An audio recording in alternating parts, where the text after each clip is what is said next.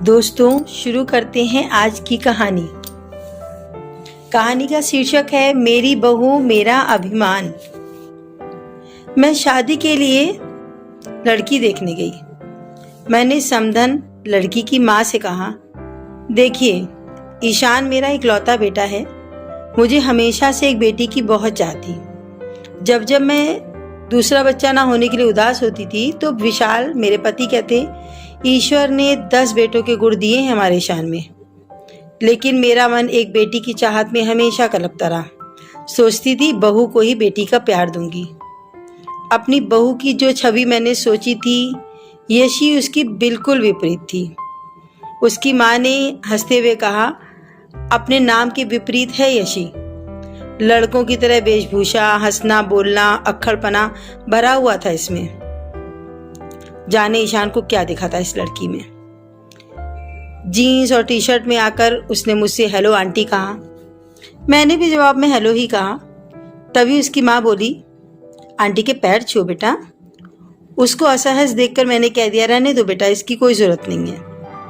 बातों से एकदम बिंदास, खिलखिलाकर हंसने वाली, अपनी माँ से हर बात पर तर्क वितर्क करती यशी मेरे बेटे ईशान की पसंद ही नहीं, प्यार भी थी। शादी की रस्मों के बाद यशी हमारे घर आ गई और ईशान यशी अपना हनीमून बनाकर वापस भी आ गए। अगले दिन से दोनों को ऑफिस जाना था। सुबह की नींद मुझे बहुत प्यारी थी। सोचती थी बहू आ जाएगी तो उसके हाथों की चाय पीकर अपने सुबह की शुरुआत करूंगी। लेकिन यशी को देखकर मैंने अपना ये सपना भुला दिया और सुबह 6 बजे का अलार्म लगाकर सो गई।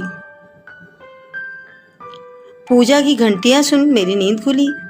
अभी 6 भी नहीं बजे थे। बाहर निकलकर देखा तो यशी आरती की थाली लिए पूरे घर में घूम रही थी। मुझे लगा मैं सपना देख रही हूँ। तब तक वो पास आकर बोली, मम्मा प्रसाद ले लीजिए।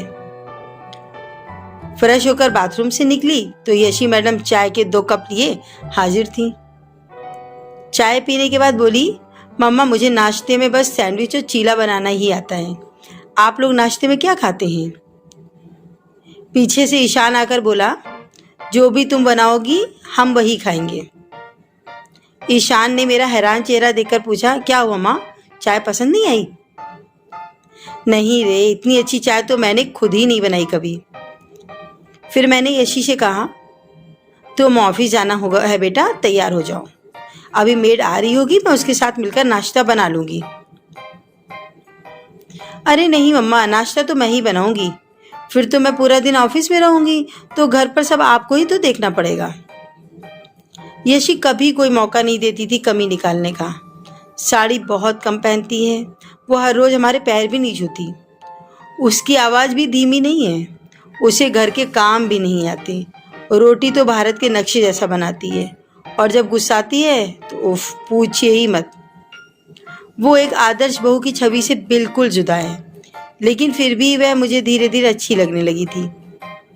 खुशियों को भी कभी कभी नज़र लग जाती है।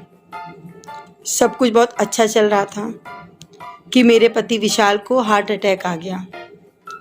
मैं उन्हें आईसीयू के बाहर से देख घंटों रोती रहती। उस समय मेरी यशी ने मुझे सास से बेटी बना दिया। मुझे अपनी बाहों में भरकर चुप कराती, जबरदस्ती अपने हाथों से खाना खिलाती। हर वक्त यही कहती, मम्मी पापा बिल्कुल ठीक हो जाएंगे, आप बिल्कुल भी चिंता मत करो। हॉस्पिटल के बिल, दवाइयों का खर्चा इस तरह से देती जैसे उसके अपने पापा का इलाज हो रहा हो। ईशान और मेरे सामने मजबूत चट्टान सी बनी मेरी यशी वास्तव में दिल से बहुत कोमल थी। घर आने के बाद भी विशाल का ख्याल हम दोनों से ज़्यादा रखती। अपनी नई नवेली शादी के बावजूद देर रात तक हमारे साथ ही बैठी रहती। मासूम गुड़िया सी बहू का सपना देखने वाली सास को एक मजबूत बेटी मिल गई थी, जिसका चोला पाश्चात्य था पर दिल एकदम देशी था। आज मेरे जन्मदिन पर ईशान ने कहा, माँ तैयार हो जाइए, आपकी पसंद की साड़ी खरीदने बाजार चलते हैं। मैंने कहा, मुझे कुछ नहीं चाहिए ईशान, तूने यशी के रूप में मेरी जिंदगी का सबसे बड़ा तोहफा मुझे दे दिया है। मेरी भीगी आंखें पोंछकर ईशान ने पूछा, वैसे है कहाँ आपकी दबंग बहू, जिसने अपनी दबंगई से आपका भी दिल जीत लिया? तब तक यशी ने मेरे गले में अपनी बाहें डालकर कहा, हैप्पी बर्थडे मम्मा। और एक पैकेट पकड़ाते हुए कहा, ये दुनिया की बेस्ट मम्मा के लिए।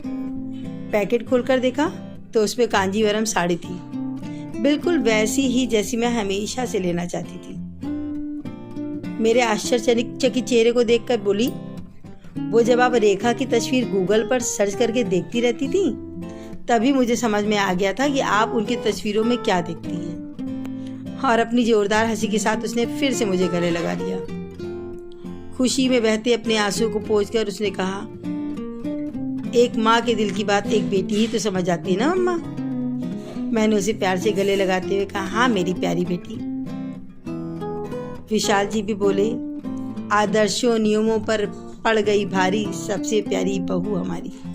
तो दोस्तों बताइएगा ये कहानी आपको कैसी लगी।